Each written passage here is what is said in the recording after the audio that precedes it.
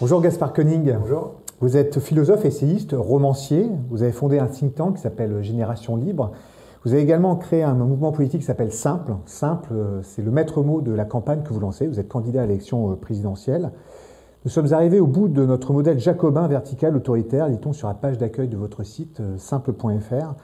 C'est un peu tout contre la bureaucratie. Mais est-ce que ce n'est pas cette bureaucratie qui, lors des 2 dernières années, a permis à la France de survivre face à la guerre qu'on affronte contre la Covid? Au contraire, on voit très bien ce qui s'est passé avec la production de normes en temps réel. Ça ne nous a pas protégé, cette production de normes? Et au grand jour, ce qui nous a protégé, c'est le vaccin. Ouais. C'est le fait que l'État a mis à disposition le vaccin de manière gratuite. Et ça, c'est très bien.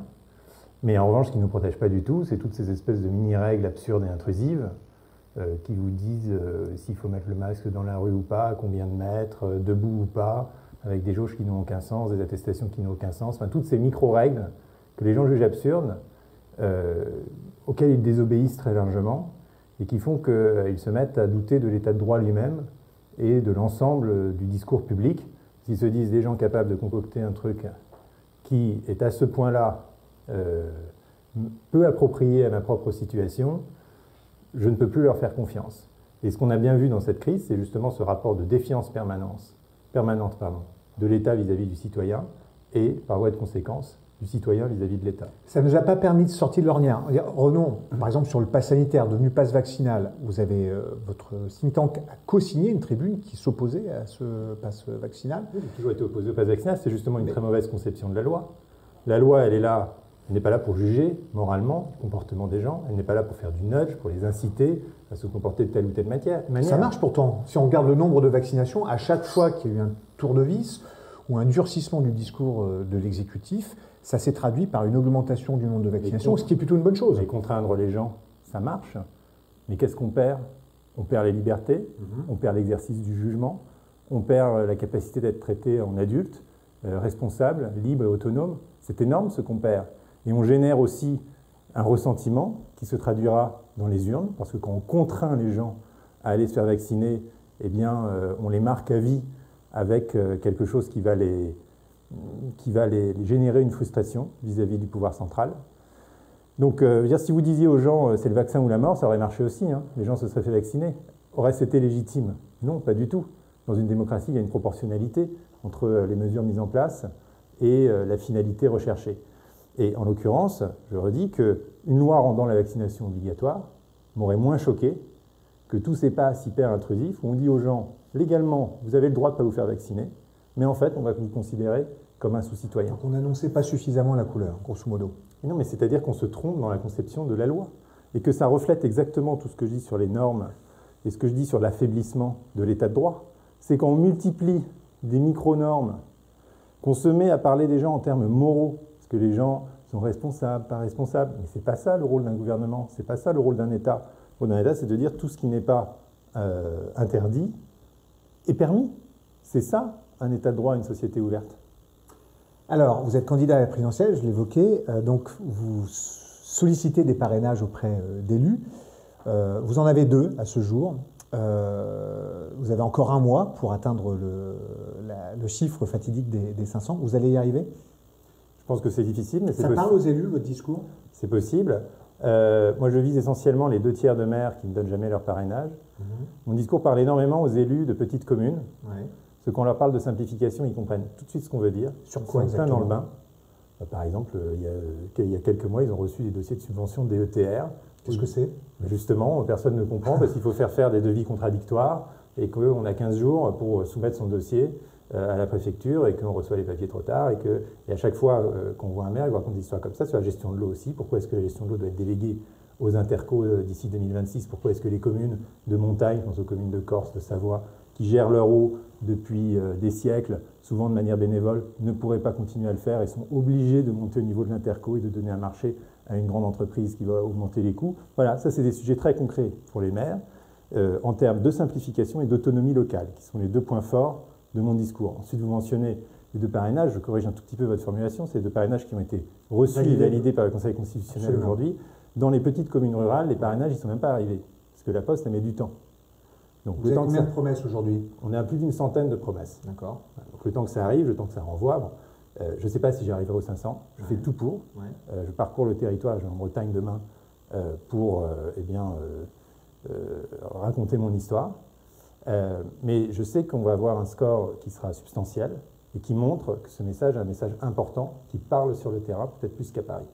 Lutter contre les normes, contre la bureaucratie, ça sous-entend sans doute une réforme de l'État. Ça fait des décennies que l'État tente de se réformer, notamment sous l'impulsion de différents gouvernements. Il y a eu des audits de modernisation de réforme de l'État. Il y a eu la revue générale des politiques publiques sous le mandat de Nicolas Sarkozy. À l'époque où vous étiez au ministère des Finances, plume de Christine Lagarde. Donc vous avez observé de près. Pourquoi est-ce qu'on n'y arrive pas? On n'y arrive pas parce qu'on prend toujours la même méthode qui ne marche pas. C'est-à-dire? C'est-à-dire que premièrement, ce n'est pas une priorité politique. Pourtant, c'était affirmé par Nicolas Sarkozy. C'est affirmé par Nicolas Sarkozy, mais ça arrive après les 10 grandes mesures du quinquennat. Et puis on dit, et par ailleurs, on va simplifier. Et on fait ça depuis 50 ans. Et qu'est-ce qu'on fait? On fait une commission de simplification. Moi, j'ai parlé à tous les gens qui ont participé, Thierry Mandon, Guillaume Poitrinal, Alain Lambert, au grand processus de simplification des 20 dernières années.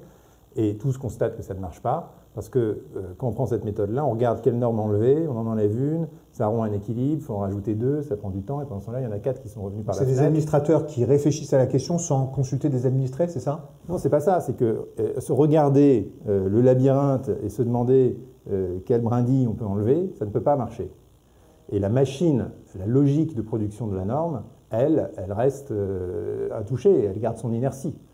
Donc nous, on propose une méthode différente, une méthode radicale, que j'ai travaillé avec des juristes de droit public, qui consiste à se poser une question différente. La question différente, c'est quelles normes on garde, et à réécrire l'ensemble de nos codes de zéro, à droit constant, en disant on remonte aux grands principes de chaque code, comme avaient fait Antoine Lyon-Caen et Robert Badinter sur le droit du travail.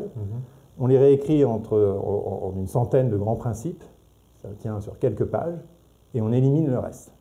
Et si on applique cette méthode sérieusement, comme l'avait fait Portalis sous le consulat, ça avait donné le Code civil, un texte intelligible, un magnifique texte de droit qui reste une référence jusqu'à nos jours et qui justement avait été construit à droit constant sur la base du magma interminable du droit féodal, qui revenait d'ailleurs dans les cahiers de doléances. Donc on sait faire, on peut le faire, et c'est un énorme pari de confiance. Que dit Portalis dans son introduction au Code civil? Il dit simplifier, c'est aussi faire confiance à la raison humaine. Parce que c'est accepter que la loi ne va pas tout prévoir, qu'elle ne va pas rentrer dans toutes les exceptions, qu'elle va donner un principe général que les gens vont adapter par rapport à leur propre situation. Prenez la crise sanitaire que vous mentionniez au début. On a fait ce que c'est faire l'administration française, c'est-à-dire qu'on a régulé au maximum pour donner une sécurité juridique à l'administration en disant alors plus d'1 mètre, 1,50 m, combien il y a de gens, est-ce qu'ils ont le droit d'être assis, debout, etc. Et ça ne marche pas sur le terrain. Parce qu'assis debout là, par exemple, est-ce qu'on est assis ou debout? On est sur un siège haut. Et voilà, et ça donne ce genre de jurisprudence, puis on va rajouter du coup un paragraphe, un siège haut, pas un siège haut. Une loi intelligente, simple, aurait dit par exemple, mettez le masque quand il y a du monde. Vous voyez, j'ai parlé de ça à un maire qui voulait prendre cet arrêté. Maire d'une grande ville dont je tairai le nom, mais qui est assez connu. Il dit, on ne peut pas aujourd'hui prendre cet arrêté. Moi, je trouve que cet arrêté, mettez un masque quand il y a du monde, ça, c'est vraiment ce qu'il y a de plus beau dans la loi. Parce qu'effectivement, c'est une loi de bon sens. Chacun comprend intuitivement ce que ça veut dire, il y a du monde. Chacun est capable de comprendre la logique de cette loi. Chacun est capable de l'appliquer. Et l'administration est capable de sanctionner quand visiblement il y a du monde et que les gens abusent. Alors évidemment, ça demande d'exercer son jugement. Évidemment, ça demande un peu plus d'autonomie cognitive que de calculer juste si c'est 1 mètre ou 1,50 m avec une règle. Mais c'est ça qui fait l'essence de notre vivre ensemble. Vous n'êtes pas le seul à porter le discours de la simplification dans cette campagne. Alors, il y a plein de sujets qui émergent de cette campagne, autour du pouvoir d'achat, de l'énergie, de l'identité, de l'immigration, de la sécurité. Mais Valérie Pécresse en parle aussi. Qu'est-ce qui vous distingue dans la méthode d'elle? D'abord, je suis absolument ravi que cette idée commence à être reprise par différents candidats. Elle n'est pas allée par 4 chemins, elle a dit « je vais y aller à la hache ». À la hache, très bien. Moi, j'attends juste, donc je trouve ça très bien. Je note d'ailleurs que d'autres en parlent, à gauche et à droite. Si ma démarche peut faire émerger ce sujet comme un sujet prioritaire pour la nation, je pense que j'aurais fait œuvre utile, de toute façon. Après, j'aimerais juste qu'on précise la méthode. Parce qu'encore une fois, y aller à la hache avec une commission type super commission Poitrinal, Mandon, Ouais. ça ne marchera pas pour les raisons que j'ai déjà développées. Il faut avoir le courage de réécrire, de recodifier. Donc, j'attends de voir préciser la méthode, c'est tout. Mais sinon, je suis très content. Est-ce qu'à droite, on n'a pas tendance à confondre simplification et réduction du nombre de fonctionnaires? Alors, ce n'est pas mon cas en tout cas, Ouais. puisque nous, on ne propose pas de réduire le nombre de fonctionnaires, on propose de les redéployer sur le terrain. Ce dont on s'aperçoit en voyageant à travers les territoires, c'est que les gens d'un côté n'en peuvent plus de la norme, et de l'autre côté n'ont plus de contact humain pour résoudre leurs problèmes. Plus personne au téléphone qui est capable de prendre une décision par rapport à leur situation. Les trésoreries sont reparties dans les métropoles. Sont complètement dépourvus face Elles ont été fermées, il y a eu des algorithmes. fermetures du service Voilà. public très fortes. Ouais. Du coup, qu'est-ce que fait l'État? Il remet des maisons France Service. Il remet d'une main ce qu'il a enlevé de l'autre, donc il met des maisons France Service sur le territoire. Mais ces maisons France Service sont des espèces d'interfaces avec des agents qui juste vous montrent le bon site internet, éventuellement vous donnent le numéro de téléphone des URSSAF. Nous, ce qu'on propose, c'est que dans des maisons du citoyen, qui sont des sortes de super maisons France Service, vous ayez des fonctionnaires qui soient habilités à prendre des décisions. C'est ça le grand changement. Et on a d'ailleurs essayé de border ça juridiquement avec des conseillers d'État. Que le fonctionnaire de base puisse répondre à l'ensemble de vos questions sur l'ensemble du droit et de l'administratif et prendre une décision en accord avec sa hiérarchie qui vaut rescrit administratif. Si vous dites, moi je vais construire une cabane, etc., je n'ai pas bien compris sur le droit de l'urbanisme, ceci, cela, et le type vous dit, oui, bah oui, c'est bon. Et cette décision, elle vaut ensuite, vous pouvez l'opposer à toute commission de contrôle. Donc ça donne quoi? Ça donne une sécurité juridique. C'est ça dont les gens ont besoin, et ça remet l'administration dans son rôle de conseil. Est-ce que cette crise sanitaire n'a pas fait ressurgir ce fameux risque pénal qui pèse comme une épée de Damoclès au-dessus de la tête d'élus? On la voit avec la Cour de justice de la République qui a été saisie, visant notamment Édouard Philippe, Oui. ancien Premier ministre. Est-ce que ce poids des normes ne se traduit pas par une incapacité ou une non-volonté de prendre des décisions de peur du risque juridique? Complètement. Ce que ça veut dire, l'inflation normative, c'est qu'on cherche toujours un responsable ou un coupable. À l'inverse, il faut assumer le fait de dire que la simplification suppose que parfois, il y a des incidents, des accidents, pour lesquels vous pouvez être couvert, d'un point de vue assurantiel, Ouais. mais où il n'y aura pas de responsable. Ou comme dit Charles Bovary à la fin de Madame Bovary, c'est la faute à la fatalité. C'est pas de chance, c'est comme ça. Si on cherche toujours un coupable ou un responsable, on va toujours aller avoir tendance à rajouter la petite norme qui fait qu'on va dire bah oui, mais lui, il n'avait pas respecté telle chose, et chacun se couvre jusqu'au sommet de la hiérarchie. Que vous inspire Éric Zemmour qui veut créer un haut commissariat à la simplification administrative? D'abord, c'est l'énième mauvaise idée sur la simplification, Ouais, c'est-à-dire on recrée un ce que vous disiez tout comité, à c'est l'heure. quand même facile à dire, voilà. Et par ailleurs, Éric Zemmour ne m'inspire qu'une immense inquiétude. Son discours est contraire à toutes les valeurs de l'état de droit. C'est quelqu'un qui veut, et je pense que c'est l'élément le plus central au fond de son propos et qui est assez peu soulevé, c'est quelqu'un qui veut se passer des cours constitutionnels, du Conseil d'État, de la Cour européenne des droits de l'homme, voire du Conseil constitutionnel, et qui veut que la majorité puisse primer sur les droits des minorités.